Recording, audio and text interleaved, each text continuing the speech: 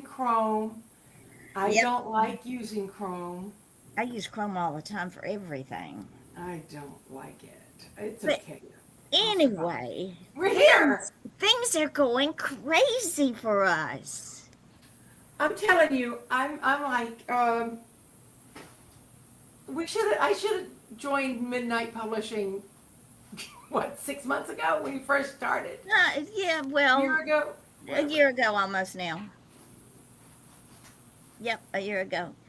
Both of your books passed the inspection. They're going live. I'm having to tweak Linda's because hers are so big. Yes.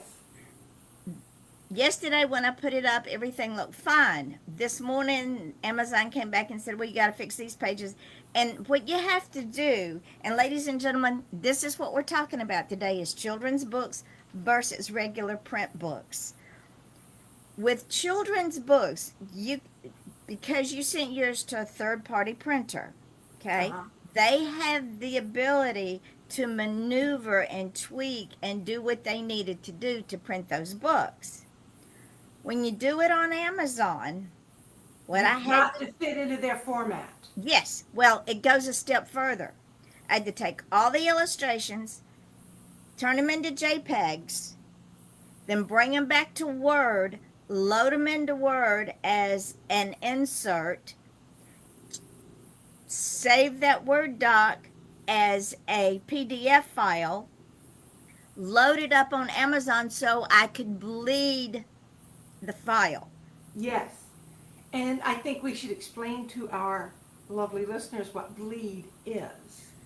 Oh, In it's fact, go let me, right ahead, Mary. I will, but hold on. I'm going to do something. I'm going to get something real quick. Wherever you are. Okay. Because I finished reading Murder in the Village yesterday, and I want to tell everybody what a great book this is. It is so much fun. Um, and as you can see, it's a book. It's just a regular book. It's very black and white. The cover is great. But inside the pages are just pages. That's it. No, no pictures. No pictures. And if you do want to write a book that's not a children's book and put pictures in it, they have to be black and white. Yes. But when we talk about bleed, we're talking about this. It goes all the way to every single edge and even down the middle. Because if you don't, you're going to have a white spot. And when Amazon gets real bent out of shape over bleeding, it's because sometimes, okay, here's a page that's on white, and it's fine. They don't complain about that, but they complain about this because they want to make sure that when they cut it to size, it doesn't have this white border. That's just the cover of the book that's doing that. But they want to make sure that the products that they send out look as good as possible. Yep. Because if they don't, what's going to happen? People are going Returns. to get the book and they're going to return it.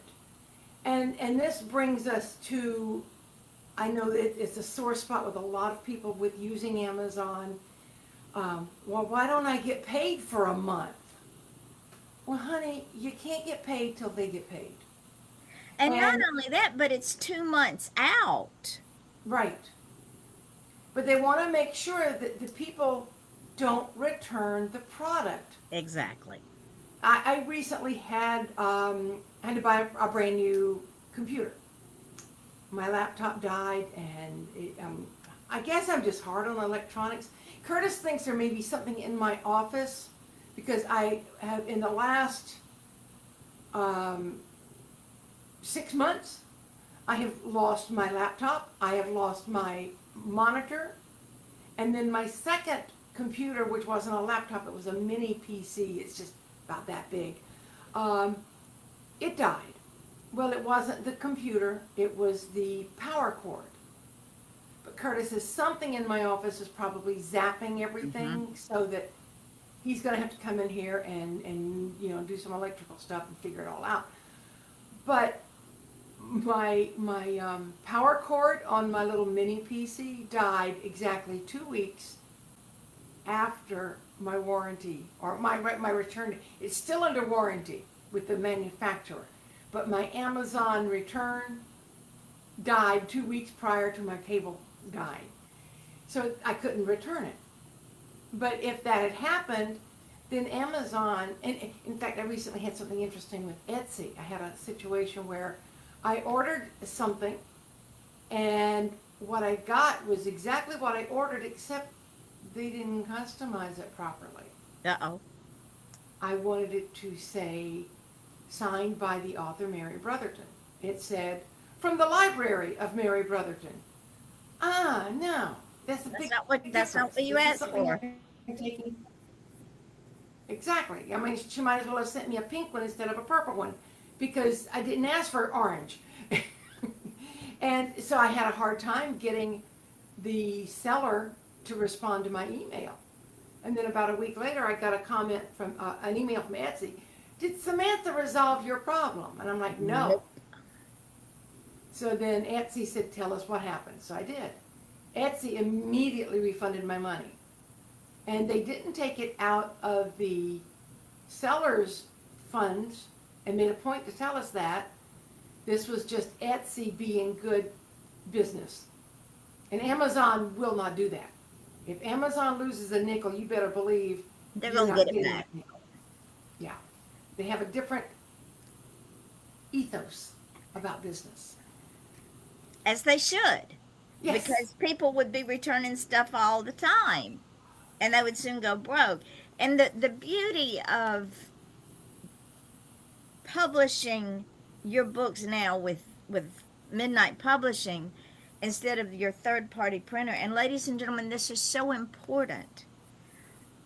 They had to buy a minimum of books. Don't know how many. They didn't tell me. Don't want to know. But they had to buy a minimum of books, which cost hundreds of dollars they may or may not sell. Well, I will tell you this. This was a lesson that I had to learn over time. The very first book that I did was called Go With Angels. And I was so proud of my book, like most brand new authors are. I just knew that it was going to sell like hotcakes at IHOP. And so I ordered 500, because if you order the minimum, which can be as low as 50 copies at one place, but then the more, it's like with everything. If you Right. order more, you get a discount. So you pay, it all boils down to how much per copy am I paying for this book. So I could have paid $10 a copy and had to charge that on to my readers, or I could have paid $5 a copy. Or if I'd have ordered, 10,000, I could have gotten for $1 a copy. But I ordered 500, and then I'm still selling them. The boxes piled up, And then the second time I printed a book, I thought I'll order fewer. And so I think I ordered 350 or 250 or something like that. And the third time I ordered even less. And that's what Linda did with her book too. She kind of went with my experience of what I had gone through. But each time we shopped these books out at, I'll say, a dozen different printers. And every one of our books are published by third parties, each one different, because today printer A might have a deal going. Tomorrow printer B might not have a deal, but they've got a little discount. So you have to gauge all this. And this is something that you don't have to do when you're And publishing on Amazon. also, with third-party printers, ladies and gentlemen, they usually charge a printing cost it's a setup charge, because they have to set the type, they have to set the size, they have to set the color, they have to set this, that, and everything. So the setup charge Yeah.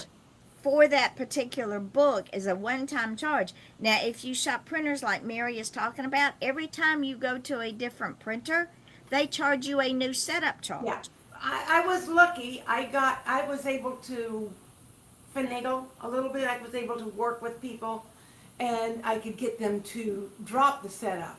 But I will tell you something else. If you're doing your children's book and you go with a third party, and if you do this with Amazon, you're going to want to get what they call a galley.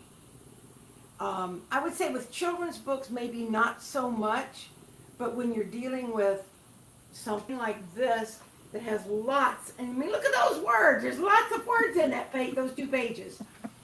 But you're going to want to go back and look at a sample of the printed book and check it for errors.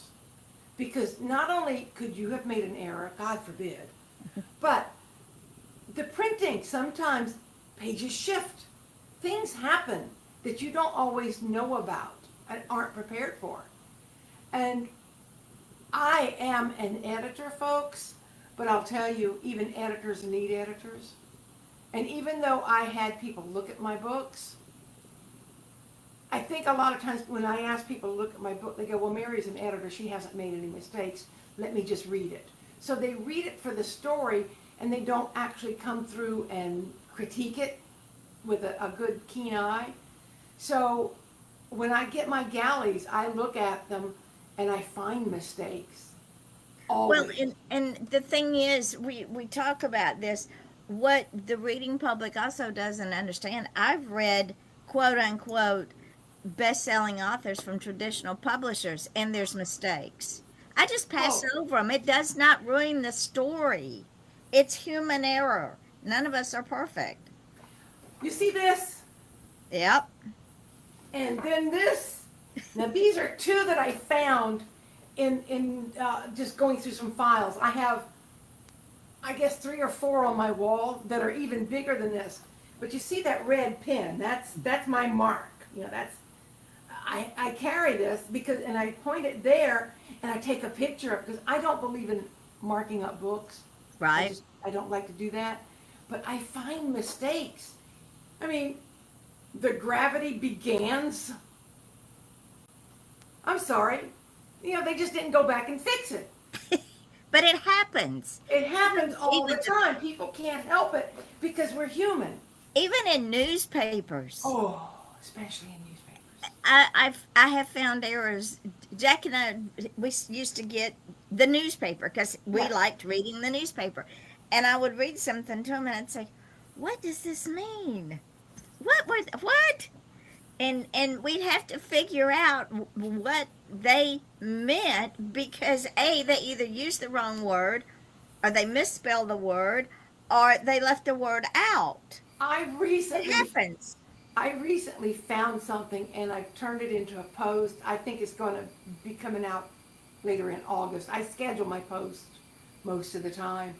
But it was so funny. It was a sports writer and it had a picture of the cover, you know, the front page of the sports section of this baseball pitcher. Well, he could pitch with his left hand or his right hand. And if anybody knows what that means he was ambidextrous. The headlines, however, said amphibious. Okay, he's a fish.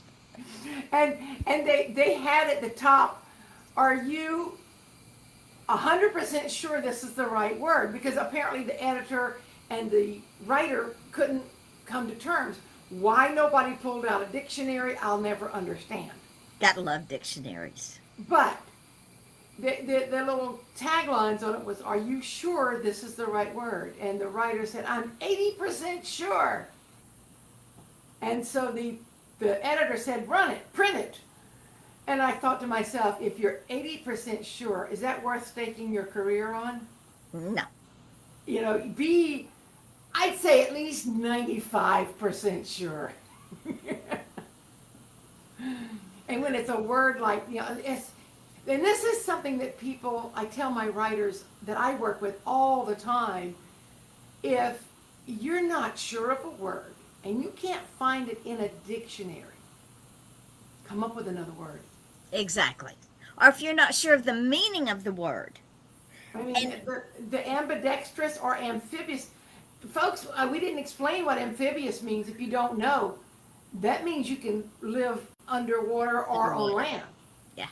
You've But heard of amphibious vehicles? They yes, run on the water and they run on the land. frogs are amphibious, There you go. and certain catfish are amphibious. They're scary when they crawl up on the land. Yes, But they are. the thing in writing that a lot of people don't understand is the word may sound pretty, it may sound good, but if you put it in that context of the sentence or the paragraph or that particular scene and it just doesn't fit, take it out and put another word in. Because I I'm mean, gonna tell you, sure, it takes time and space, and real estate in a newspaper is precious. It takes more space to say this picture can use either hand. right.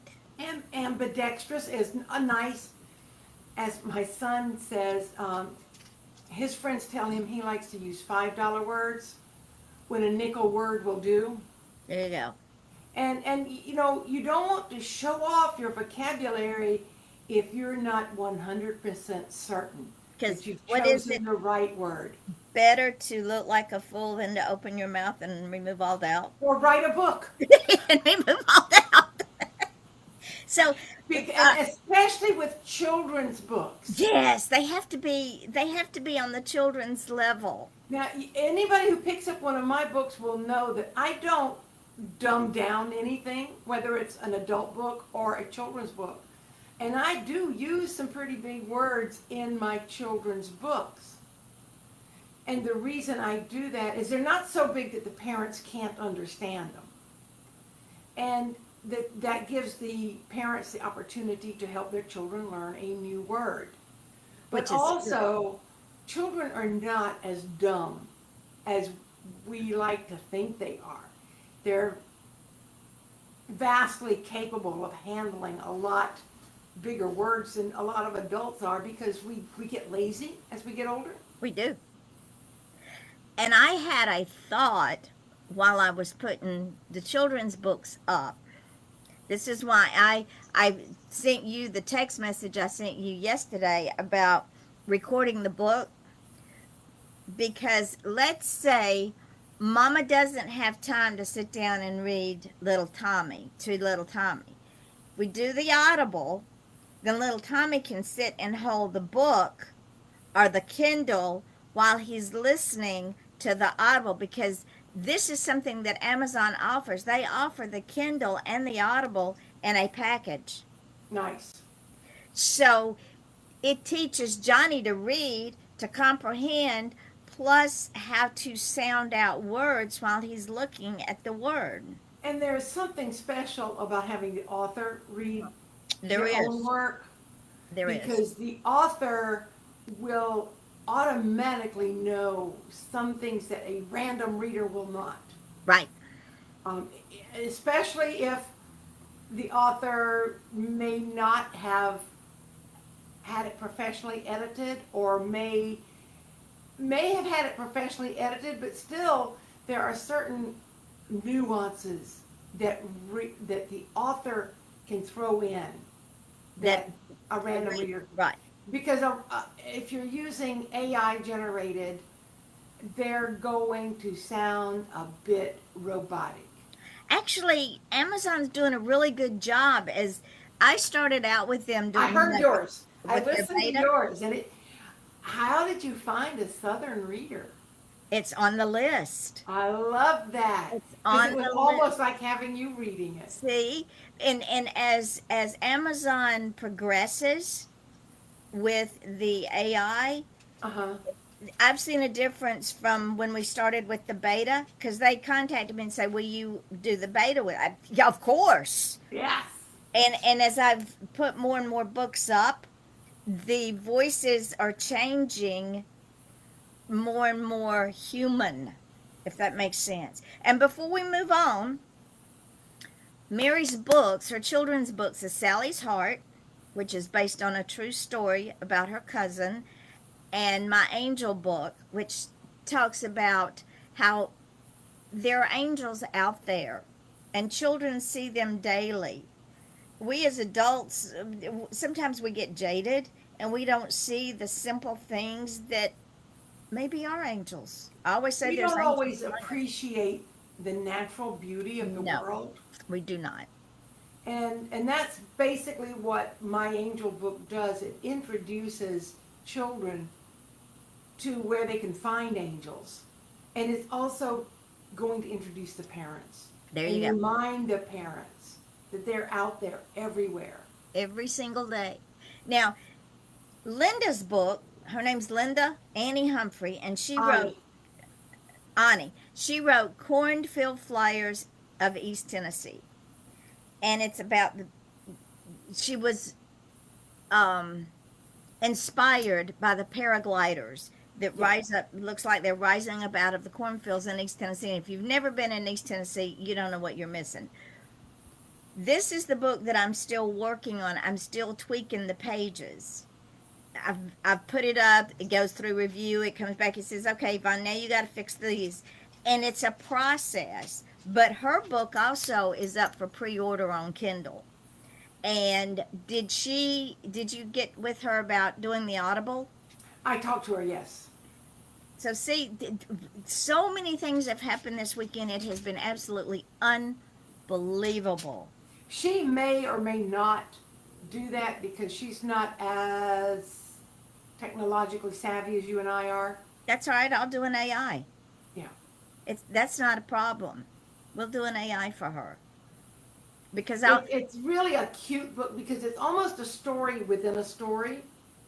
That's Because very she's educating people about these powered paragliders. say that fast 3 times. I gave up on that a long time ago.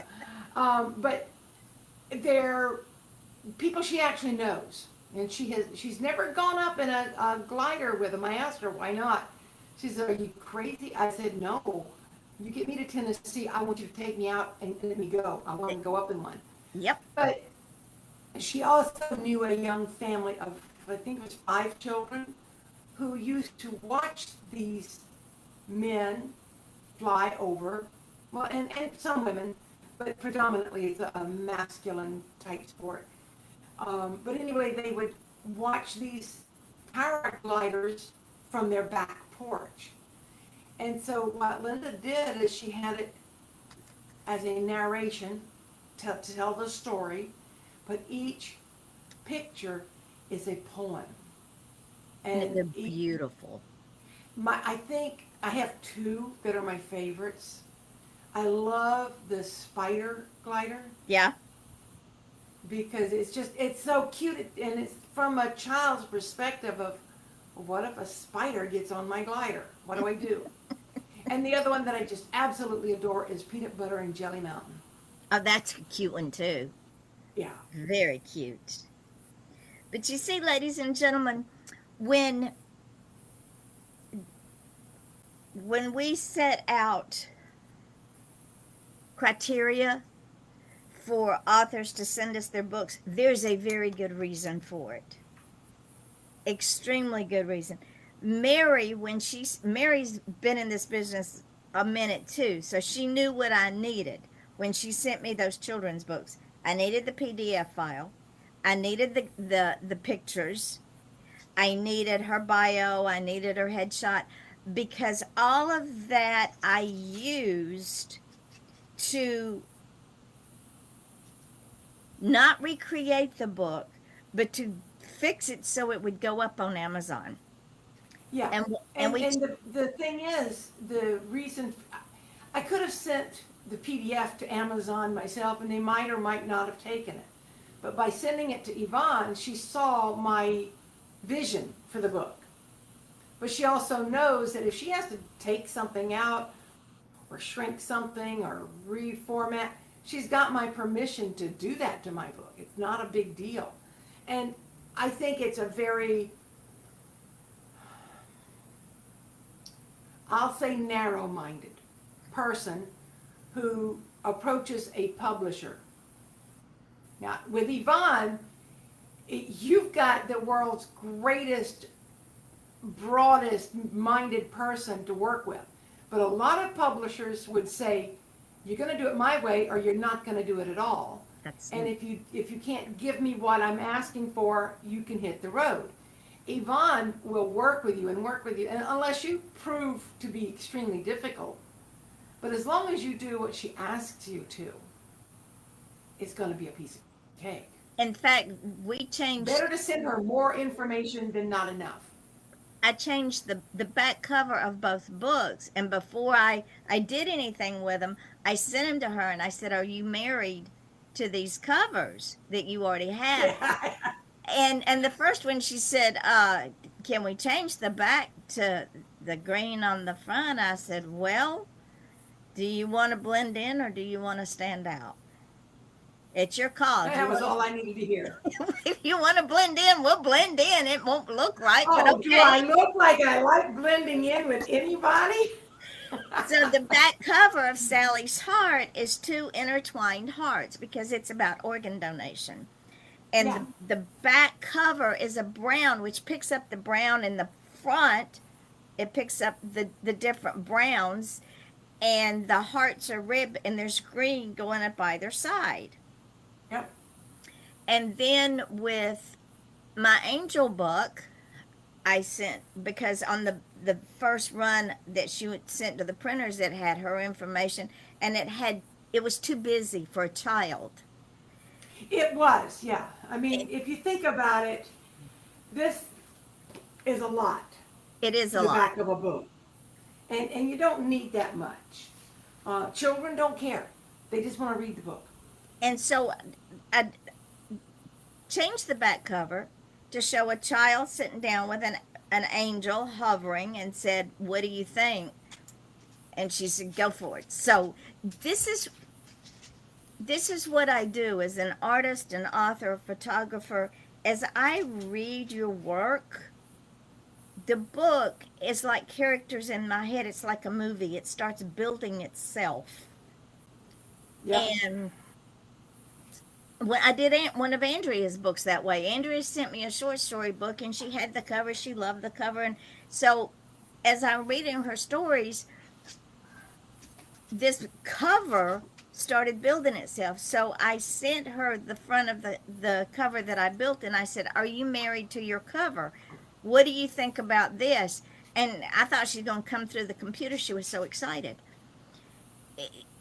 It's a gift, ladies and gentlemen. Do I make mistakes? Of course I do. Sometimes I don't like the cover, so I scratch it and start over.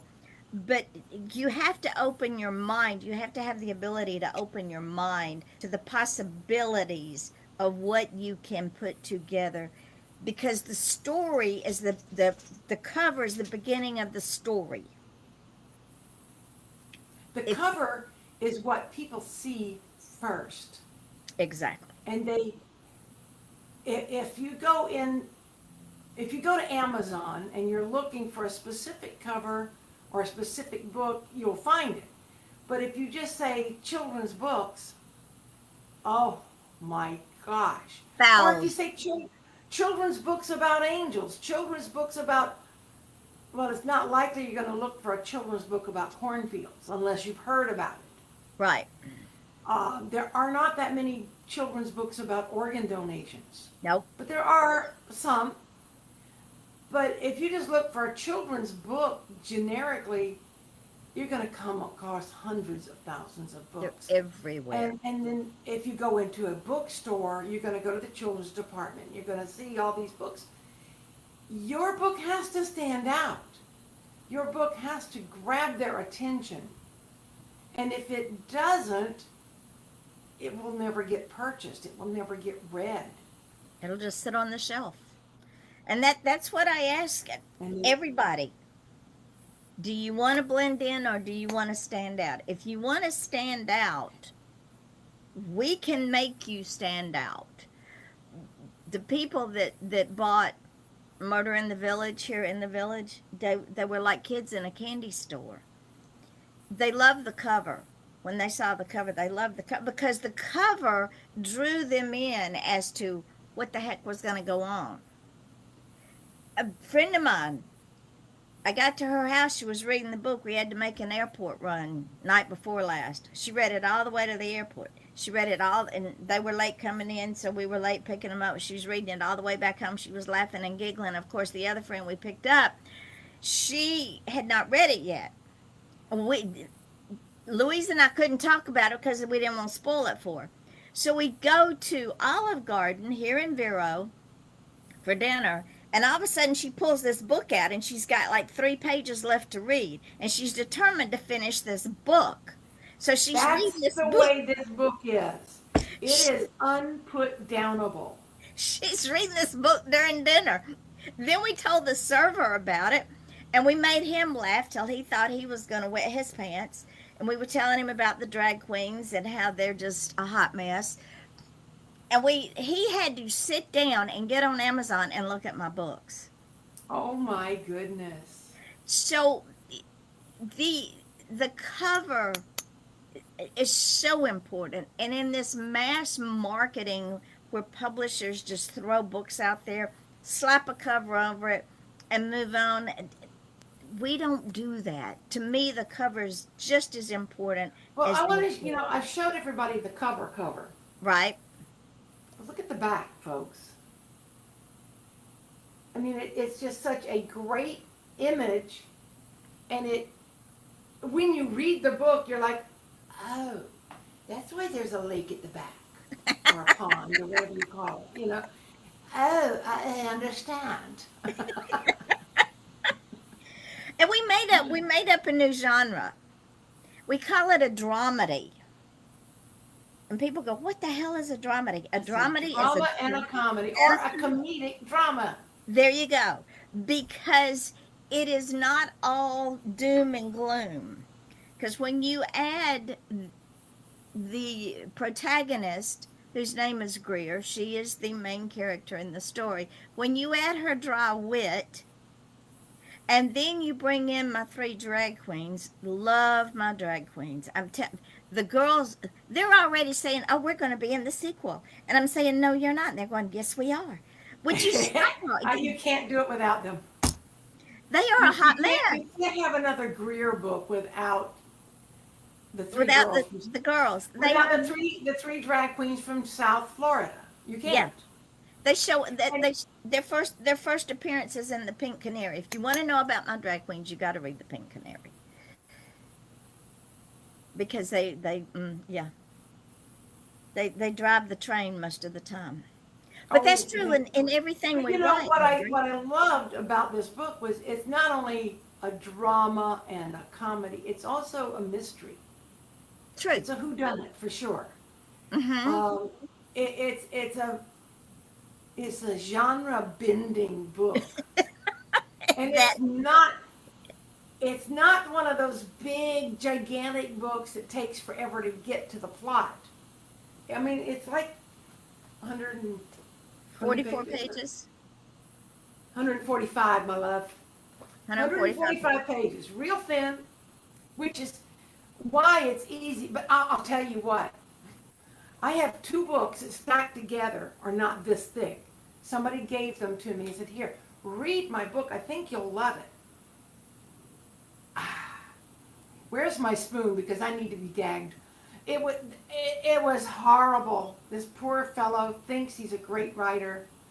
He's not. And That's I sad. I can't even write a review. It's that bad.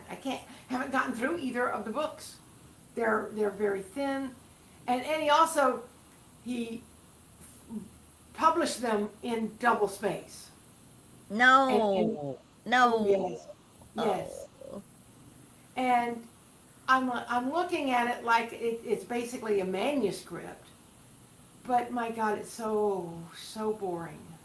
It's definitely an ego fix for him, but I ended up I haven't burned them yet, but they're close to my burn pile.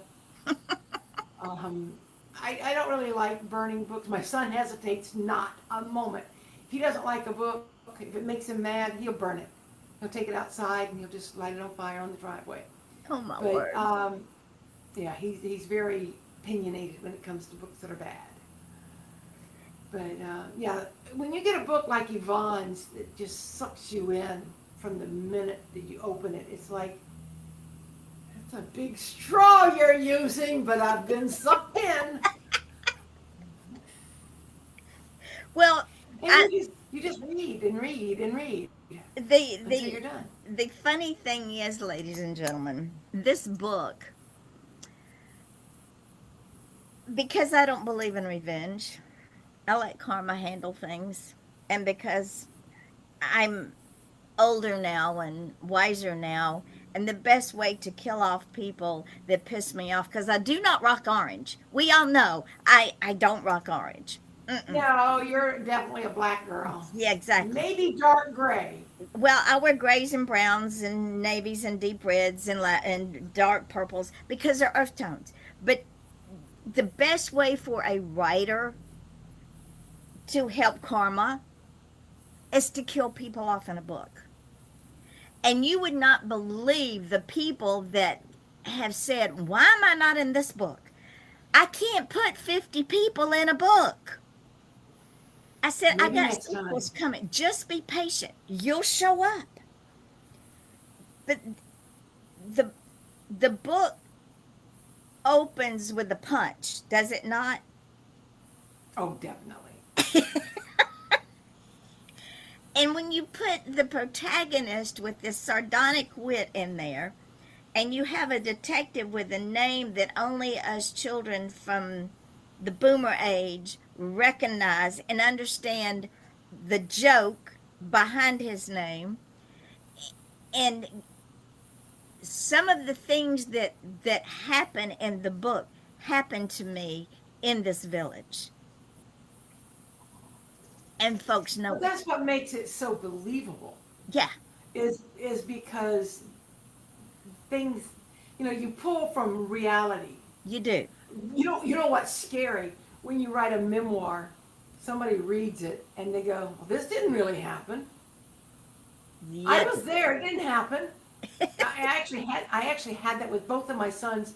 One of them, well, they both read it, and the oldest one said, "Mom, why would you say this happened? This didn't happen." And his brother elbowed him. He said, "Oh, yes, it did. You just weren't here." There One you had joined the Navy, so he missed all the fun. But it's interesting when somebody challenges your memories. You write, I mean, that's what a memoir is. Right. These are your memories. And they're your memories as you recall them. Now, sure, you might use a little literary license depending on how the book is written. True. But if it's a straight memoir, it's just your memory the way you remember them. And you don't need anybody else to challenge you on that because It they didn't can't happen be to in them. your head. Right. They can remember the same situation, but just like 12 people can look at an auto accident the same time, and the cops are going to get 12 different statements. Because people don't always see this, they don't see the same thing at the same time because they're all not looking in the same microscope. No, and you don't always experience the same memory the same way. Mm-mm. Um, it all depends on whether you're out to sea, living down the hall, or actually in the parents' bedroom. That's where the difference comes in. And perception is a huge part of a memory. One person's perception of an incident is not the same as another person's perception of that same incident. And No, because especially in my situation, you got a mother and two children. They may correct. have been grown-up children at the time, but they were still offspring, and that gives it a different Meaning. perspective. Is the only word I can And they think were of. different, they were different point of view. ages. They were different ages with different maturity levels. So what one Yes. child perceived it as one thing, the older child may have perceived it as another thing, and it's really not what happened at all. Because they didn't see the entire picture. They only saw snippets. And you've got different personalities to bring into play. You've got one who's super independent, very charismatic. I'll do it myself, and you'll follow along. And then you got another one who's a little less evolved, I guess is the word I'm looking for. They ain't got there yet. Yeah. We have a lot of those here in the village. There's a line in the book that said, years ago, most villages only had one idiot. This Oh village yes, I has love many. that. That was good. Can't help it. It just, there's It just so comes out. much to work with here. So much. So, see, this, ladies and gentlemen, rolls back to our publishing children's books and publishing in general.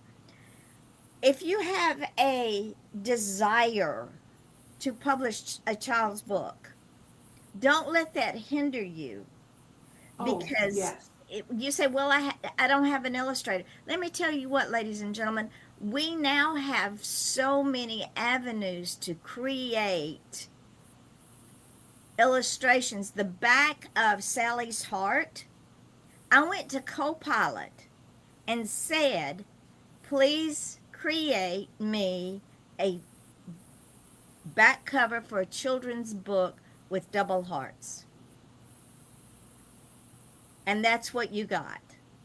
Did you get it on one try? I did. That's unusual. But they knew exactly what I want. Many Yeah. times I'll say, Well, make see, it darker, make it this, but this I time think- it was perfect.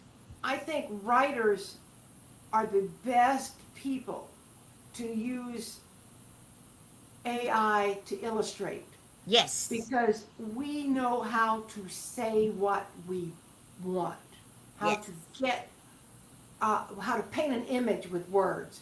If you can paint the image with words, then you can create it.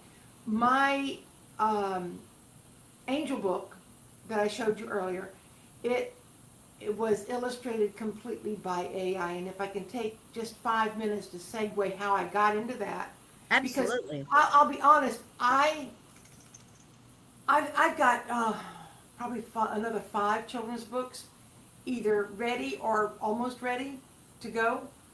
And for a long time, I didn't know what to do, because I didn't have an illustrator. I had the words, but I had no illustrator.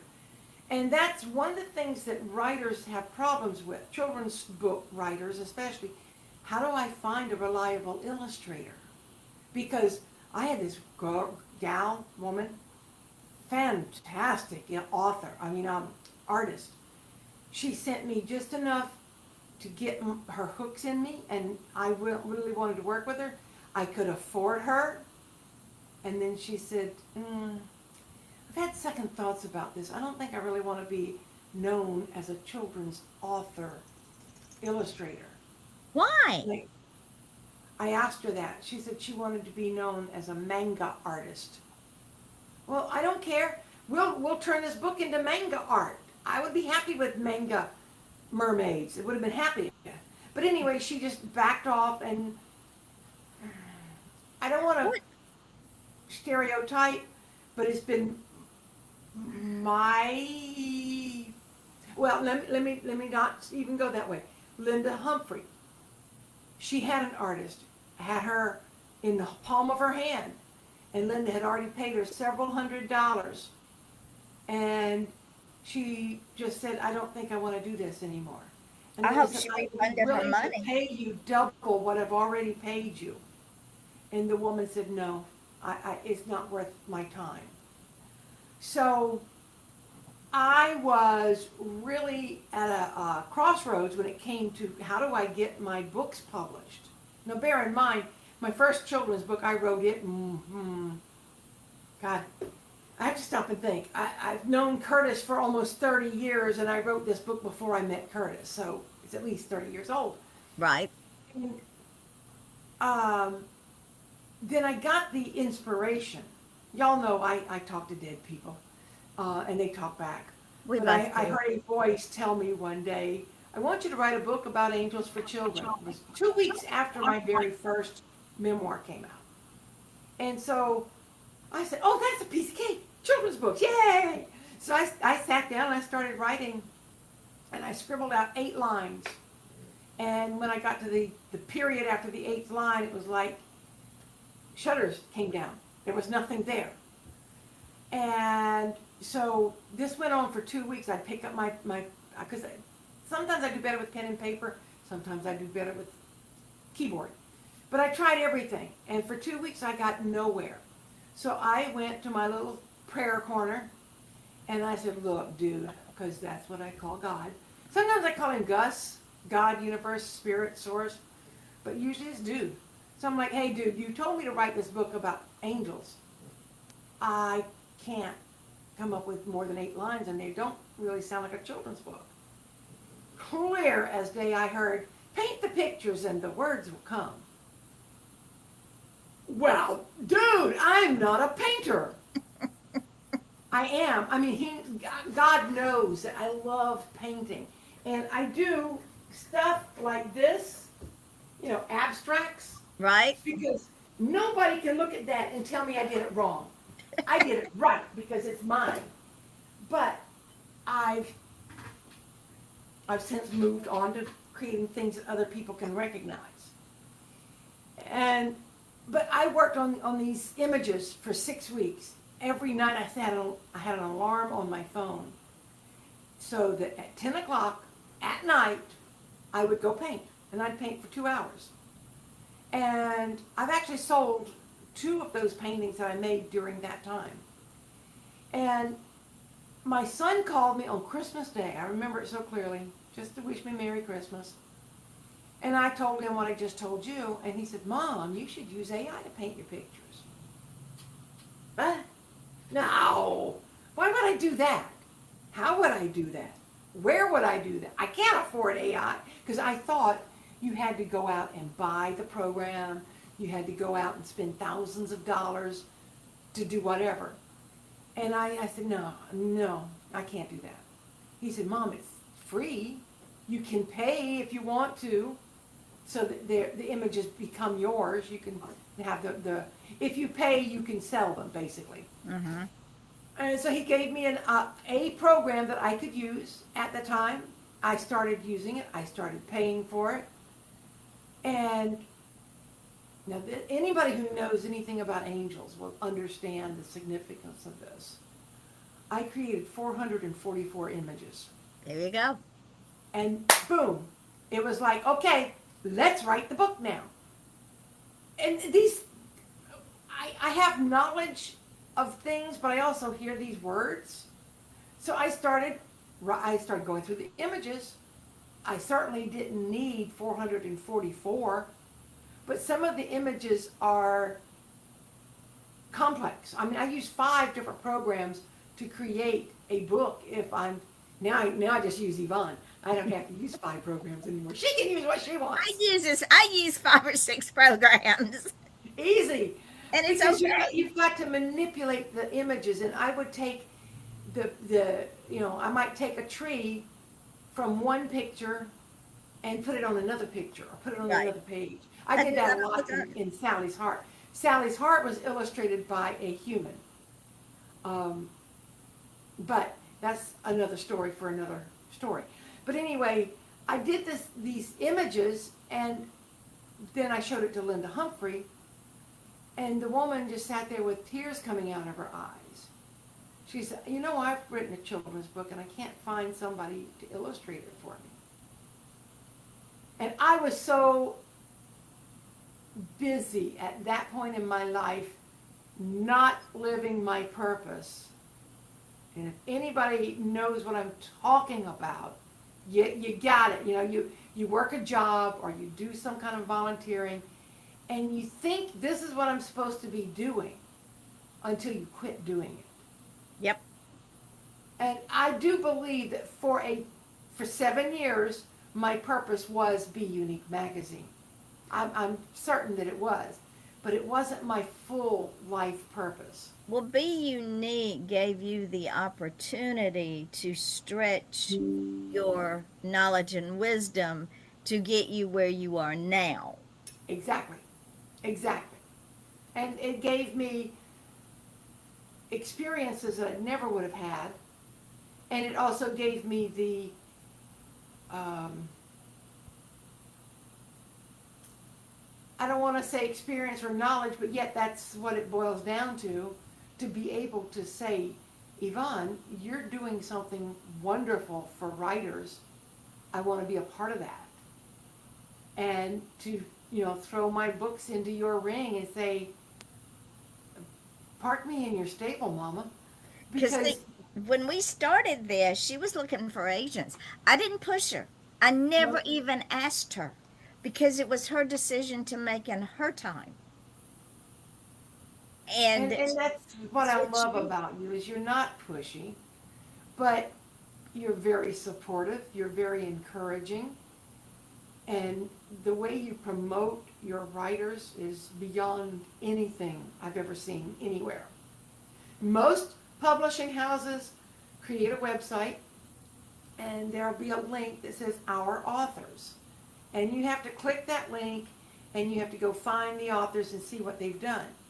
Yvonne puts all of her authors out there so anybody who's paying attention can find them. And it's not pushy, but it's also not passive. It's an encouraging journey. It's like I've said before, so many people when I started this journey 20 years ago were so supportive. And we were on a journey, ladies and gentlemen, that if we could have been stoned, we would have been. We were hated. And there were a band of us. But not only hated, but also dismissed. Yeah, we were very dismissed. Wait, you've published your own book? How dare you? You mean you don't have a real publisher? How insulting. Yeah. Seriously. And I went through that with some writers groups that I belonged to at that time. Wait, you're making how much writing for a newspaper? But yet you don't have a book. And the So thing you're not is, really a writer. those authors that were in those writers groups, 10 to 1, they were with vanity publishers. Now, if you don't know what a vanity publisher is, I will explain it to you. A vanity publisher is a publisher that says, I will publish your book for $0. However, in order to do that, you have to agree to buy 500 copies of your book in order to make up for what it would cost me to publish your book. Mm-hmm. Granted, time is money. I spend, Mary knows, I spend from the time I get up until I can't hardly see anymore working for my authors.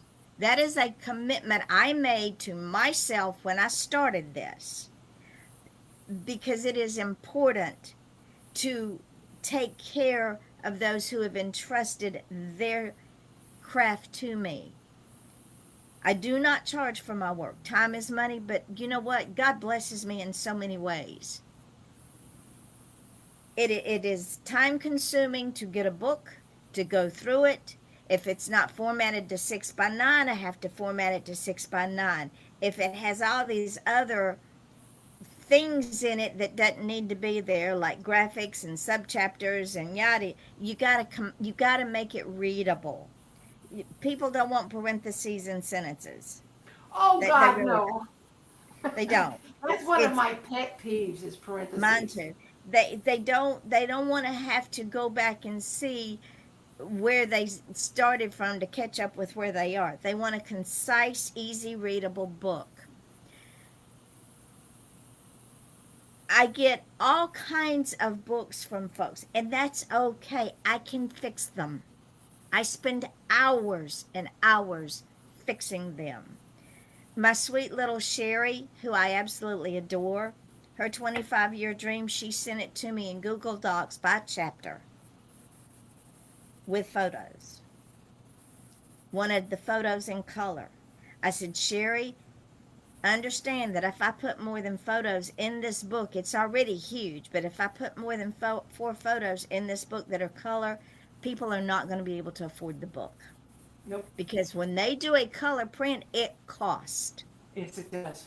So you have to take all that into consideration. Once I load that book up on Amazon, I have to wait 24 hours for them to review it, and then they either say, "Oh yeah, this is good. It meets all of our requirements," or they kick it back and say, "Well, you got to fix this, you got to fix that, you got," and it's okay. I don't mind. Children's books, I'm going to tell you, have been a challenge because when I load them up on Kindle, I don't load them up like I load up a print book. I have to go to a different section, which is called children's books, and they have to be loaded up as JPEGs, one slide at a time. So a 48-page books with 48 pictures, you start with the very first one, you load it, then and you have to load them up one at a time, and then you have to go and look at it, make sure it looks good. Then you have to save the file. Then you have to go to Amazon and load it up on Amazon. Then you check that it looks like it's supposed to when you know how you do the review. If it doesn't look Yeah. right, or if you've got in Linda's book, I had one picture in twice. I had to take it back down, go back, remove the picture, load it back up, save the file, put it back up on Amazon. This is what I do. It is not a click my fingers. Don't you love it? I do. It's a challenge. I love challenges. And when you've got an author like Sherry, who Oh. is, you can see the joy Yes. in her still photos and in her videos. It's just, to me, that is so much fun to just watch her. And you having been a part of bringing that And to fruition. the reward of her whole dynamic of living has changed. She has a more positive attitude. She feels more sure within herself as a creator of beauty, Yes. which this book is. And to see that change in her, you cannot put a price tag on it. And I'm so proud of her. I'm proud of you and Linda because having the trust to move from having to buy 500 books at one time to, okay, Vaughn, take it and do what you do. And if we only want 2 author copies, we can order 2 author copies. Yeah. There's no That's minimum. one of the reasons that I really moved to Amazon the first time, because, and folks, I'll tell you what I'm doing is I'm taking my site down and giving it to Yvonne, because I trust her and I love her that much, but that's been hard for me. It has because I she, have been, I want to control it. I want to have my little fingers in it. And I've had to come to terms with the fact that I'm a control nut. I'm trying to wean off of that bottle, it's not where I want to live the rest of my life. but the So beauty in Yvonne's this is, helping me achieve that. and the beauty is, I send her things. I don't arbitrarily just go with it. I send her, what do you think? If you're married to the cover that you have, we'll go with it. However, here is the question of the day. You make the decision. And this is the way I've raised my kids. Okay, you want to do this thing. Here's another option. But if you make that choice, it's your choice to It's make. yours. And I'll support you. I might hate it and shake my head and go, what were you thinking? But we'll go with it. And if it doesn't work, we'll change it. Yeah, and the Cornfield book, I have been working with Linda for the better part of a year to get that book on Amazon. And the problem really was that I was working with her on her account. I had access to her KDP account. So every time that it got kicked back, it went to her. She got Correct. the notification. And then it was making her very frustrated. So she Because she told me to does- stop. Because she doesn't understand the process. Right. All she sees is the rejections. Right. And so with you handling it, it's coming to you, it tells you what you need to do, and you fix it. And it may take a minute, because it's a different size book. But if we have to resize it, we have to, we got to do what we got to do. Well, we're going to see what happens after today because I'm down to 9 pages now of fixing. Okay. The cover's perfect, and I'm down to 9 pages of adjusting the size, the bleed area. And so Yeah. we'll see what happens in the morning. With, was it your book? Yes, with Sally's Heart.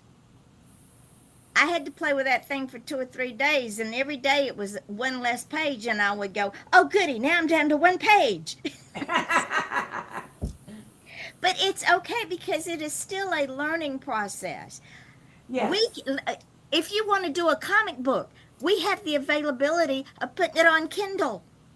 Yes. So Graphic novels. we can put a video on Kindle. Believe it or not, there's a way to do it. So the sky's the What limit. kind of video? Well, What do that's you mean you can do a video on Kindle? like a movie, like an animation. If you want to create How long? well, that I haven't checked into because it hasn't popped up. It hasn't. Those questions have not been asked. We've not ventured into that pool yet. So, Okay. because we're still playing with the kids' books. But when I was trying to do the research on what I was doing wrong to fix it, it says, "Oh, if you want to do videos, you do that." I went, "Okay, don't, no squirrel today." We're busy with the getting the photos out. I can relate to that. We're not playing Ooh, squirrel butterfly. today. So that's for another day. But we can put animations up. The sky's the limit with us. It's 'Cause I'm already dreaming. Here we go. Here we go, ladies. This is how we roll. I am already dreaming about something to do. See. There are ways to accomplish all of our dreams, When and we just have to get out of our own way. we said this at the beginning when we started this show. I ran Blog Talk Radio for many years until they died. She ran her own Blog Talk show until they died, and we were trying to find where can we go to do a podcast. Well, I kept looking, and here we are. It's if you want it bad enough, you'll find a way to do it. I tell my Absolutely. children, if you see a mountain and that mountain looks so high, you wonder how you're going to get to the top. And you try climbing up the top of that mountain and you keep sliding down. You climb up again and you slide. After the 3rd time, you find another way. You either go around it or you go through it, or you hack that mountain down. There's an old adage.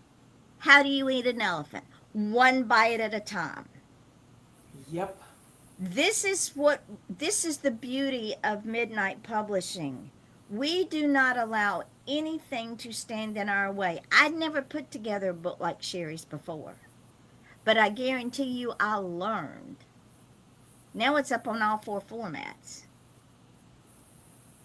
because she wanted those pictures in there, and she sent me one chapter at a time. I can't tell you how many times, but we did it, and we did it as a team because that's what we do here.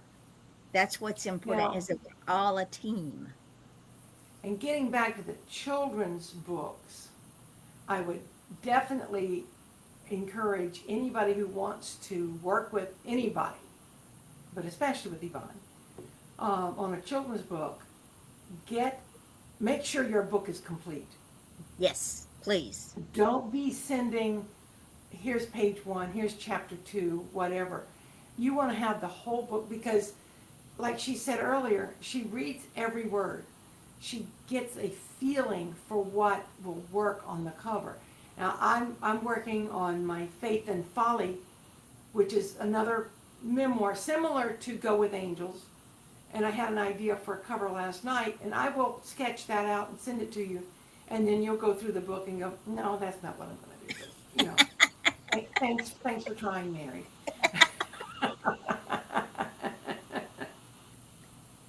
Maybe But, not. you know, y- it was something that came to me in not quite a dream, that moment when you're half awake, half asleep, and Yep. you have these great inspirations. And I have an idea of how I want the cover. Um, I got to play with it a little bit, figure out the coloring that I want, because I think it's got to be a certain contrast, but we'll figure it out together. Together. And This is I what we do. love that about Yvonne. I can send her some ideas and she can go, well, what about this? And she sends something back and I'll say, well, maybe. What about this one? And then together we come up with something that works. And most of the time, it's a combination of what we've been thinking all along. Yeah. When I redid when my former publisher died, this is how I got into the publishing business, ladies and gentlemen. My former publisher died. Now, I believe that everything happens in God's time and for a reason. Absolutely. I was only doing short stories with her because I had not yet come out of a period of grief. It has been a long 6 years since Jack died. And I had sent her two authors. Well, before she could publish the second author, I get a text message that she had died overnight. And she was younger than me. And I'm going, what the hell? So my author said, well, what are we going to do? We'll probably never see the light of day again. And I said, well, just let me think on these things. So I came home, and like Mary, I had a conversation with the answerer of all of my problems, tribulations, and questions. And I said, okay, God, do I need to do this? Is it in your plan at this point for me to take this step? Because I never wanted to publish. I never wanted to be a publisher. And God said, if not who? If not now, when? You have the craft, you have the ability, you have the talent, you have the contacts, you have the books that you've already done and that they have already done. Go forth and multiply. And he didn't Yeah. mean children. So that's what we did. And because Amazon has made it so easy now, it's so easy. And the Midnight Publishing logo was created by a friend of mine, and it happened for a reason. My very first author was Jason Wolfgang Gerhardt. He said, will you republish The Ferryman? Now, if you haven't read that book, oh my, I read it when he first published it. It's written on an entirely different level. The man is phenomenal. And then Andrea sent me hers and said, would you like to republish my old works? They never got the love they deserved. And I agreed with her. And I've read a lot of her books. And I said, sure, send them. So she just keeps sending. We're doing the short story one. And today I told her to write a book based on a friend of hers. And of course, I got my friend down south, her inspirational books. Then I got another author friend at church that wanted me to do her book. So it's grown at a pace of steadiness, which is as it should do. Because if you go in too fast, it doesn't succeed. So it's grown on a level that it should, one bite at a time. And then we get Organically. organically. And then we get Mary and Linda, and every day, every week, someone else will come along. And yes, we're always looking for authors. And I'm going to step out on a limb here and say I'm sure that if we have more children's authors out there, that if I ask Mary to give me input about illustrations, if you don't know how to use AI, or you don't have an illustrator, or you don't know how to illustrate on one, or even know where to start with illustration, we can probably make it happen for you. Oh, absolutely. I will either work with you doing that, show you how. And I've done that with other authors. They don't want me to do it for them. They want to do it themselves. So I give them the tools they need. And it Um, works. and you mentioned that when we first started talking, I was looking for an agent. And I want to share something that I think is really important. I wrote a novel called Steep Steps, and it's based on a single incident in my life, but a lot of factors in my life. Because there was one point where I just said, why do men think they can talk to me this way? It just blew my mind, the things that men thought were acceptable. And so I wrote this book. It's about a man who has a sex addiction, or sexual compulsion, as they call it. And I had to do a lot of research. I've had probably half a dozen people say, oh, this needs to be made into a TV show. Okay, fine. How do you do that? Well, nobody had the answer for me. I did find a few people who gave me some answers, and their answer was always, well, you need a literary agent who represents film and books. I'm like, okay, I'll start looking for an agent. So I spent months. I started it on my birthday this year, so up until about a month ago. So I spent 6 months looking for an agent. Every day I was querying dozens of people, and every day I get rejected over and over, which that's not a big deal. I heard one agent say every author should be rejected at least 100 times a year. What? No. Yeah. Boy, Now, this that's is an ego waiting to happen. right. And it's true that I had already published this book, so a lot of them didn't want to do anything with it. And Yvonne said, well, that doesn't scare me. I'll just republish it and we'll go from there. And I said, well, I really think I need to find an agent. And she said almost word for word what my husband said. Mary, your time is too valuable to spend it looking for somebody who's going to turn you down. Your time is better spent writing another book. And I said, oh, well, then I can look for an agent with a new book. And she says, no. So the rest, as they say, is history. I'm now at Midnight Publishing, and very happily so. And that's why my mind is going, we can do video on Kindle. Maybe we make our own film. Maybe we do I don't know how that's going to happen. But Anything's possible. Well, I know a few people in the film industry who have the equipment to make it happen, and if I wanted to, I know how to go about recruiting people to make it happen. There So you go. if it happens, it happens. If it doesn't, I don't care. Because I've never been married to the idea that I should have a film of any sort. I've always been a writer. Always. First and foremost, I'm a writer. Think of it this way: if we choose to take it in that direction with the people that, and I know who you're talking about, that we both know, start out making it a short film.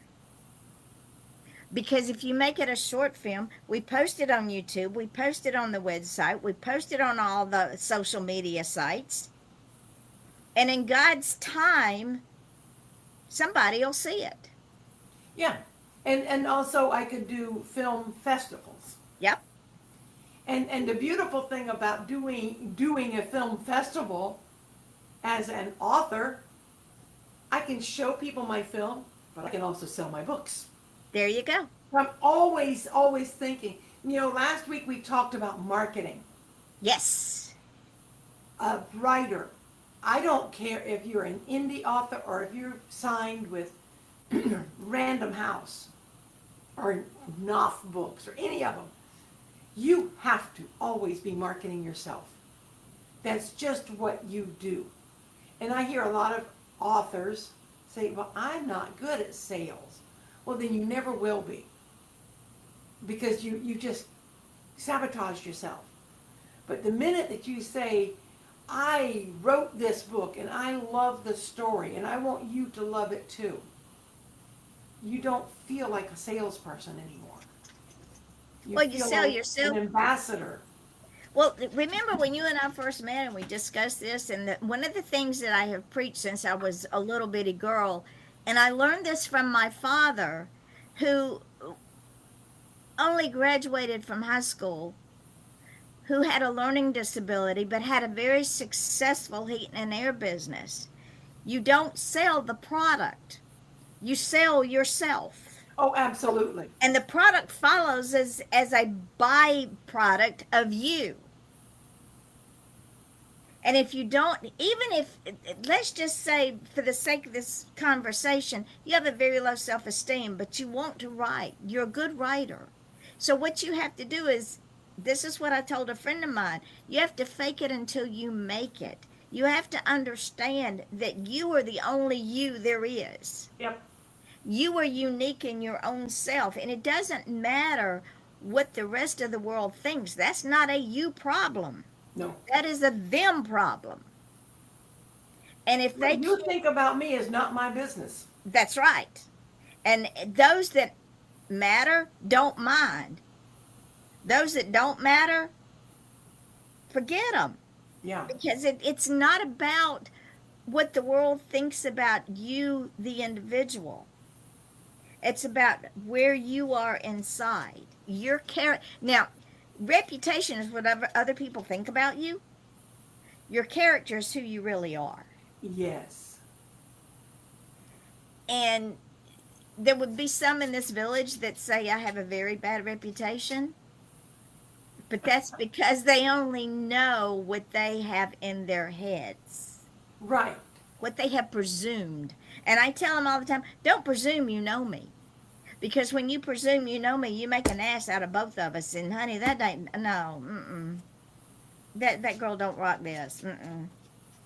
Because I am Mary will tell you I'm a very kind, unselfish, caring, loyal friend, mother. That's what I do. I'm also hard as tack. I will put you in a wall. I can explain you. You're kind of like a porcupine minding her own business. Yep. You leave me alone, and those who love me, and they know how to approach me. But if you don't know how to approach porcupine, you're going to end up Stuck. getting stuck. And it's not any fault of the porcupine. Mm-mm. It's just the way it's made. And Yvonne will, I can only imagine, she would go toe to toe with Andre the Giant. I did, across the street. I'm not at all surprised. He's almost 7 feet tall. Yeah. And he weighed over 300 pounds. And at an HOA meeting, he started verbally abusing me, trying to stand over me. I stood up and put my hands on the table and told him to get out of my face. And I warned him, I said, I do not tolerate abusers, people who harass, or people who try to intimidate me. Understand that I will take you down. And I have the skill set to do that. And he kept on. And my friend Louise said, come with me now, Michael. Now. And he kept on, and she could see the steam rise. And I was getting ready to go over the table and take his knees out from under him. I would have given him a heart attack right then and there, and he'd been deader than a doornail. Like a little chihuahua. Oh, yeah. Well, you know, the funny thing is, I know that I don't have the skill set physically to take anybody down, but Curtis has always said that I could knock a man to his knees with just my words. Yep. Cut their throat and their head falls And off. as he says, and that look. The look. The look. You give them the look, and they know they've crossed a line. Except this man didn't know when to shut up. He did not know. He just kept on poking the bear. And when Brandy will tell you, when I have said, you might want to stop now, you It's too late. because then your head's going to be rolling off down the hill somewhere, and you're going to be trying to find it, and it's not there. But and people also don't understand that when I say something or when I post something, I have already researched it. I already know the facts. I do not arbitrarily waste words. I don't have time for it. So if I'm Just coming like at last week, every time I'd ask you a question, I already knew the answer. exactly. But, it's boring for two people to sit there and talk at each other. So, that's why Yvonne and I work so well together because we know each other. And we know the answer, but we like Yeah. to ask the question. So And, yeah, and on the off chance that I ask Yvonne a question and she doesn't know the answer, I've already got it. And it's the same with me. She'll ask me something and she's got her answer back as a backup, just in case I stare into the lights and go, what? I see the light, but no answer. Is that a tunnel? But ladies and gentlemen, this is the whole point of this conversation, and letting the masses into a little bit of who I am is I know my character. I know who I am, and I am comfortable. Trust me, I am so comfortable in my skin that I will never take it off until it Exactly. fades away after I die. And that way you don't have to worry about a second face. No, because I see the masks changing all the time on people. I don't. What you see with me is what you get. If you ask me for advice, my first question to you is, "Are you sure you want the answer?" Yeah. Because I will never lie to you.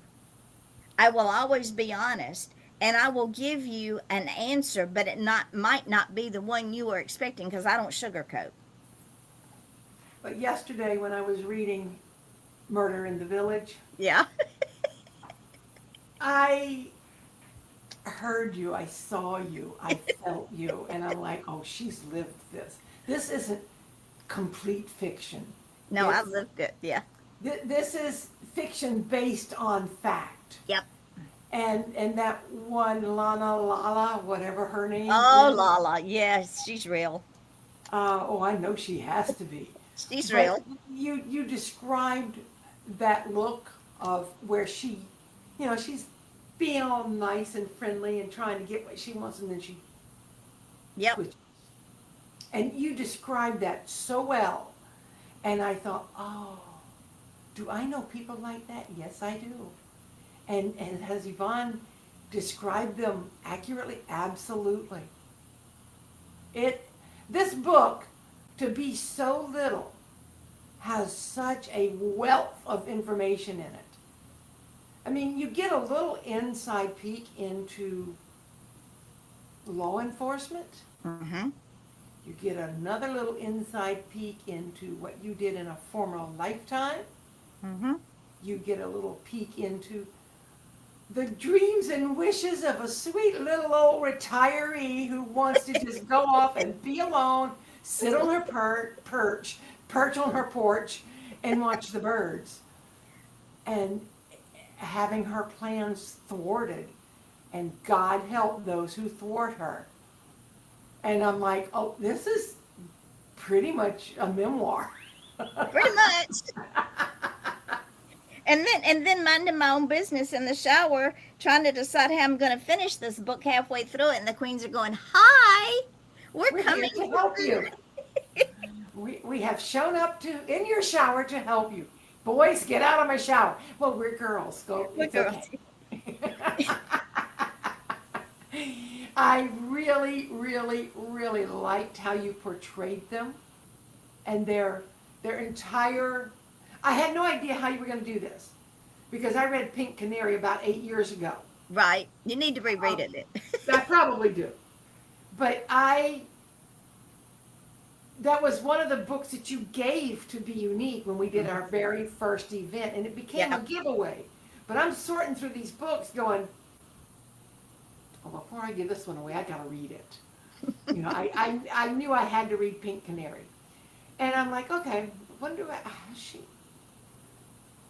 she says the drag queens are back. But they're different. They have a different way of presenting themselves this go around. Just slightly enough different.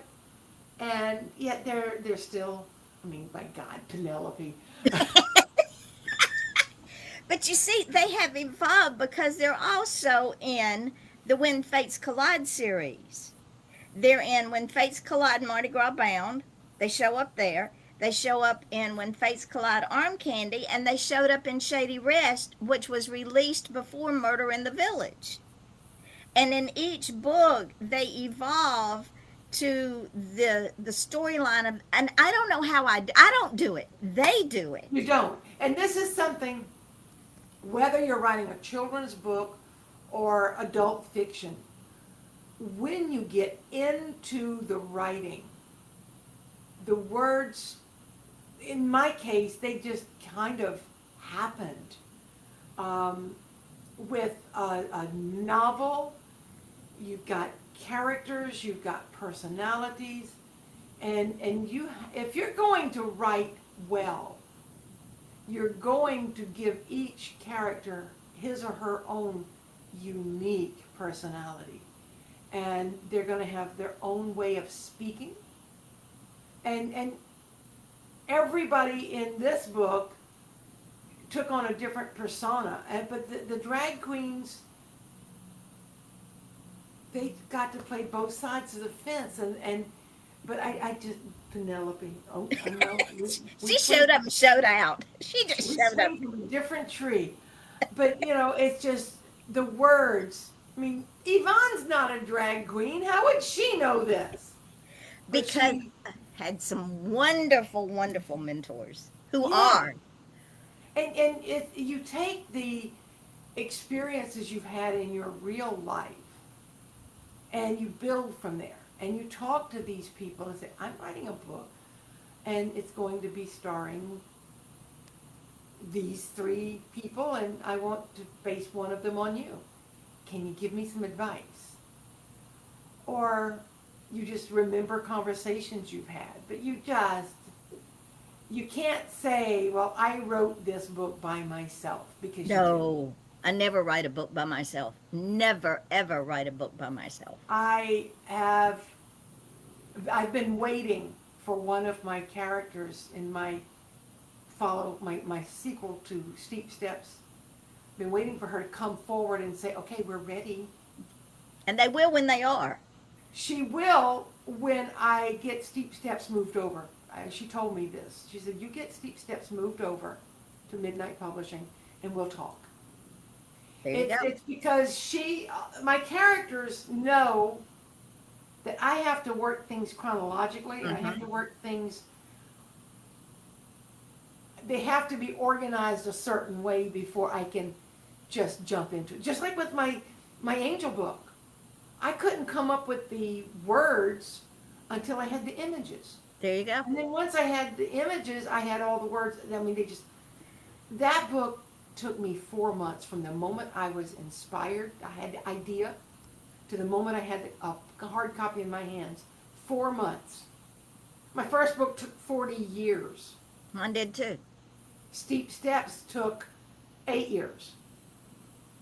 I've got another novel. I started it. I've got maybe the second draft, and now I need to go back and figure it out. But it's been sitting idle for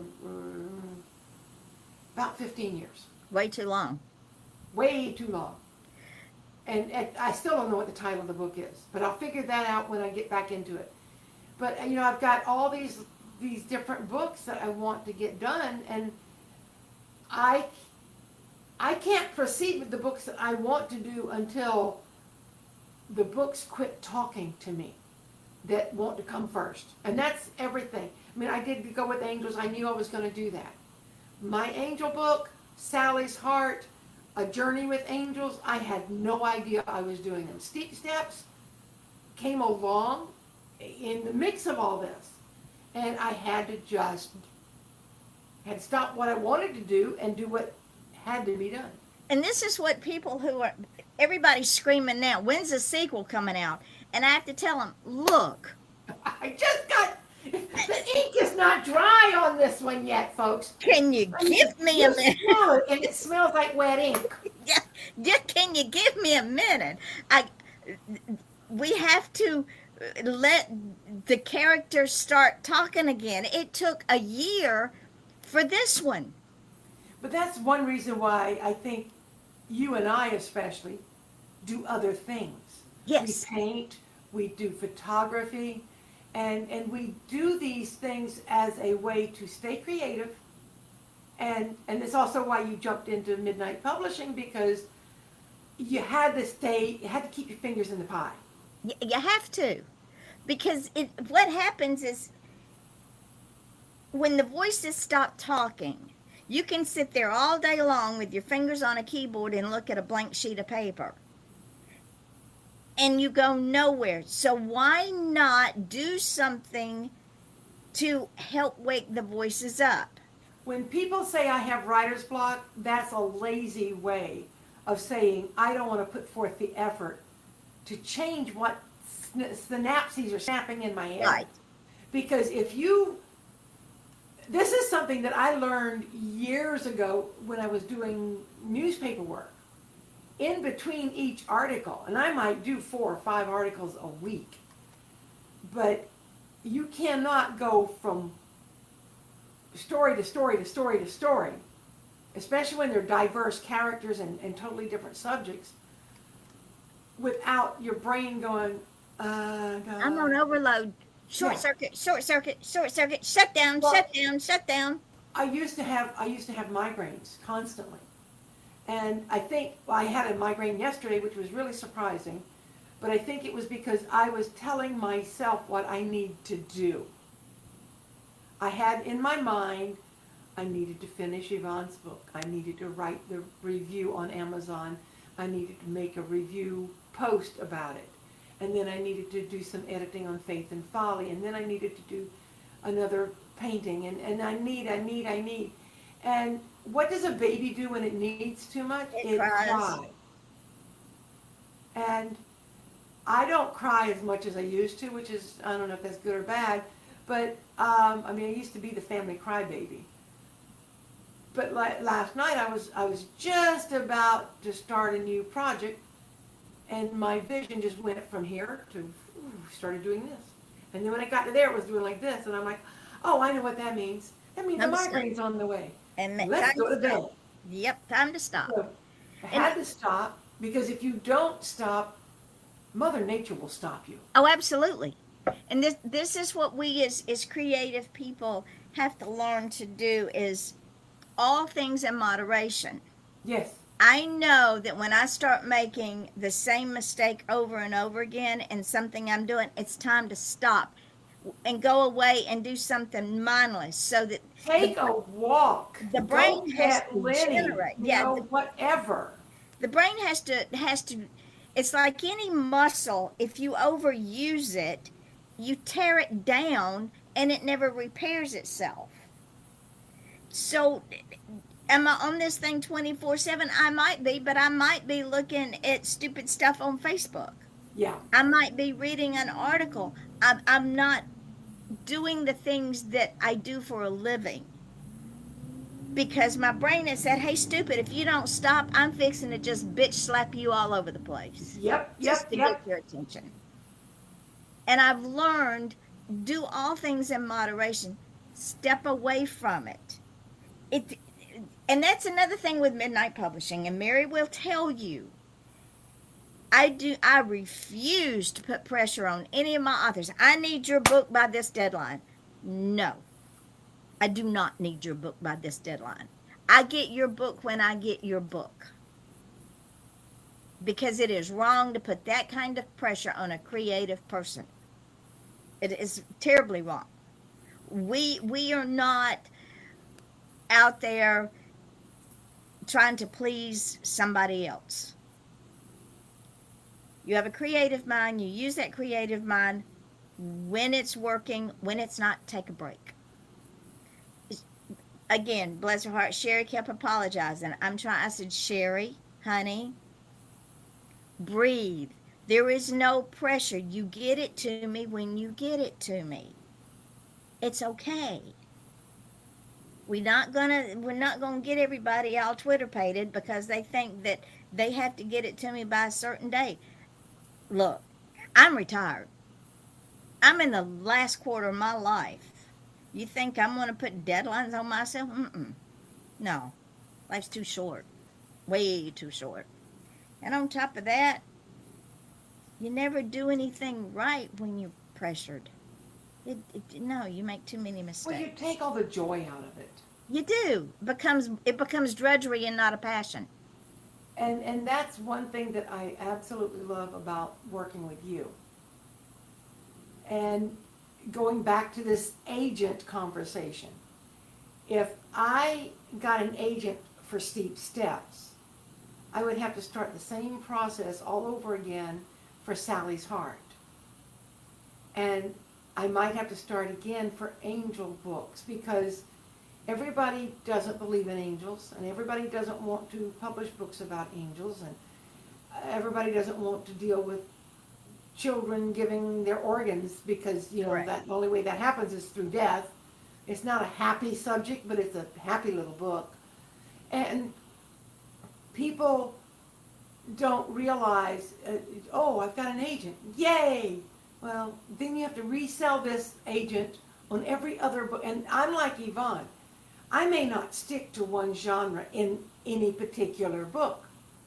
Steep Steps is really and truly, it's kind of it's got a little bit of memoir in it, but it's also a educational book about people with addictions, any kind of addiction. It's educational about the 12-step program, but it's also a bit of fantasy because I created an entire world in it.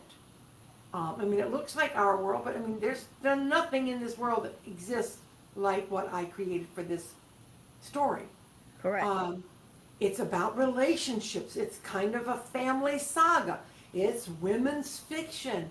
There's so many options in it. Some people consider it a little bit of a cozy romance or a cozy mystery because you're always on the edge of your seat wondering, does he get the help he needs?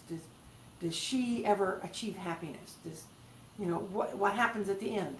So we've got these different genres, but if I had an agent, I'd be hard pressed, and I was, for 6 months, hard pressed to find somebody who even cared about it. So now my next book is going, well, I'm not going to say next. One of my other books is about human trafficking. That's a whole nother beast. It is. And that is not something I chose. It These shows you. topics choose me. And this is another thing you have to realize, ladies and gentlemen, is if you truly are a dedicated writer, the subject matter chooses you based on your knowledge, your experience, your life experiences, your maturity, your knowledge of the world, your professional experiences, and allow that creative juice to flow. For instance, if you had a degree in zoology and you were a general manager of one of the nicest zoos around, the storylines would just go crazy for you. Allow that to work. Think about what you have done in your life, what you've experienced in your life, and just jot down notes. And I say that because last night I called bingo here in the village at one of the clubhouses that those people like me. Every other Tuesday night, and what I see you laughing. The House of Yvonne. Yeah, there you go.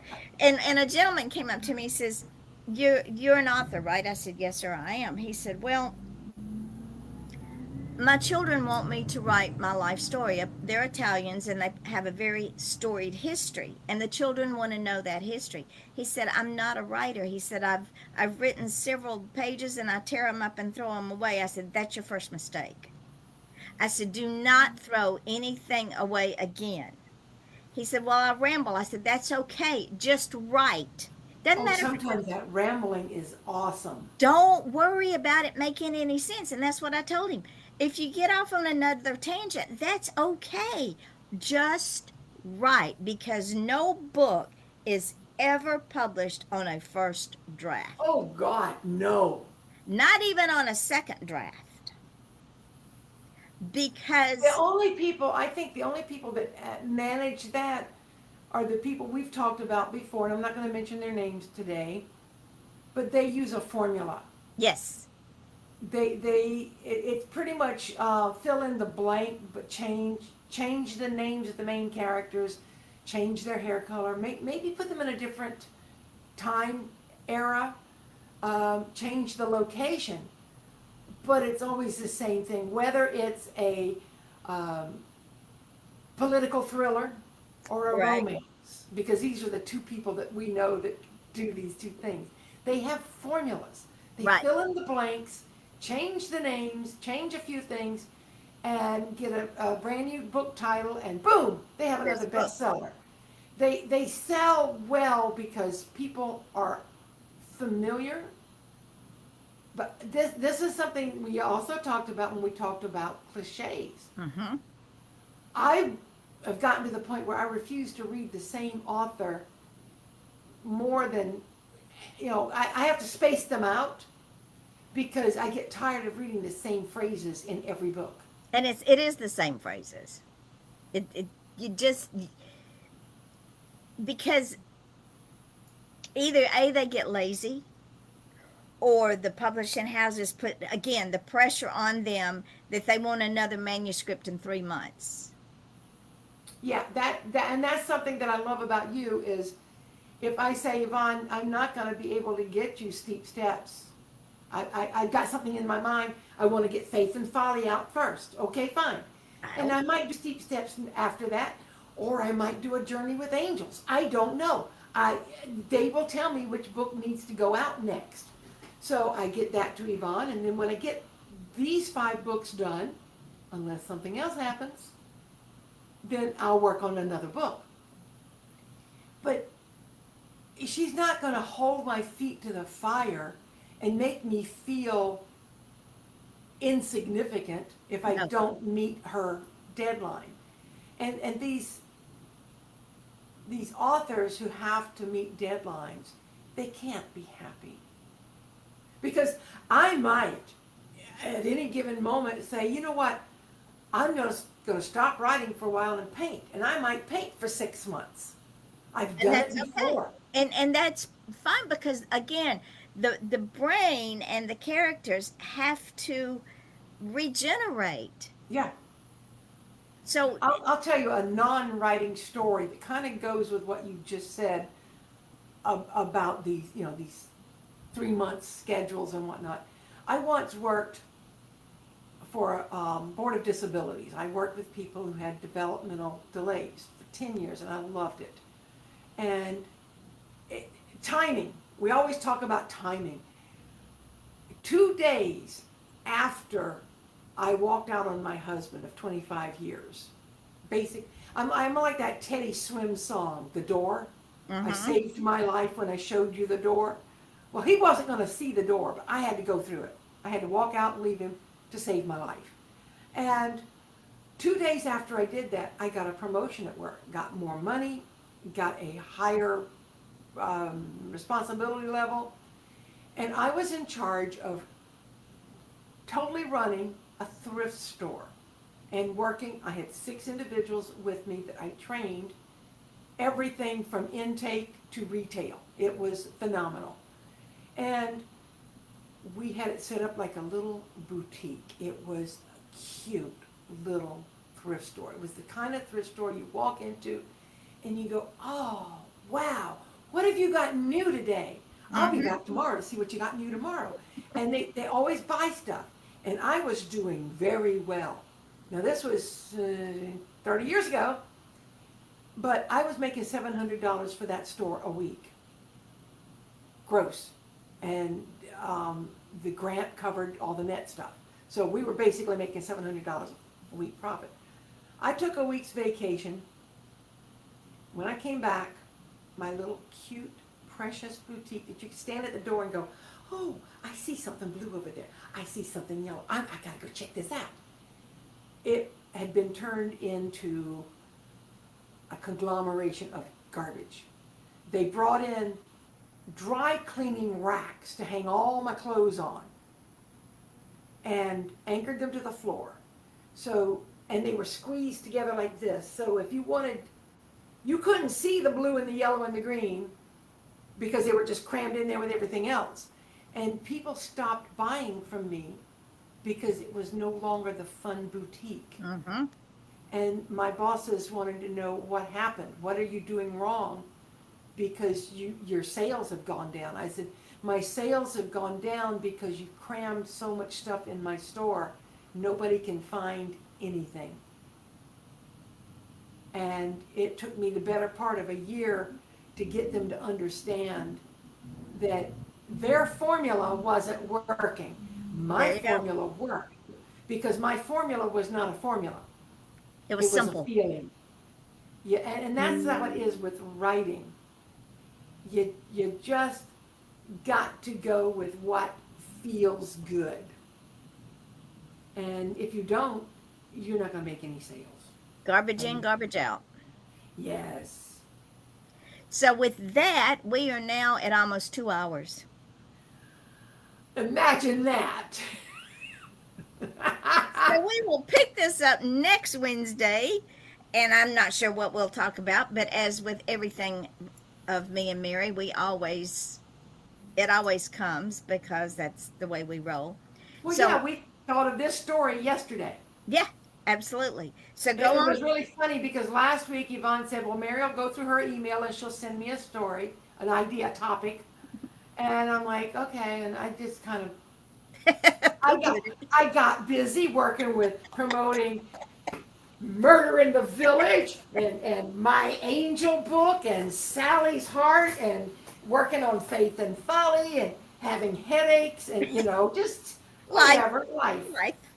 And then yesterday we were just chatting through text and she said, why don't we talk about all the ways for children's book and how they're different? And I don't think we covered a third of what we needed to No, cover. there is with children's books.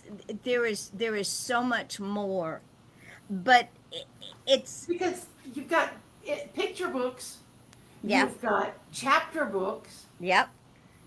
and that's kind of what Linda's is a chapter book. Of And you sorts. have age appropriate books, Yes, and they're all formulated differently, but it doesn't mean that we can't do it. So just remember that yeah, we don't say no. I only say no to 2 things: erotica. erotica, and I will do fantasy and sci-fi.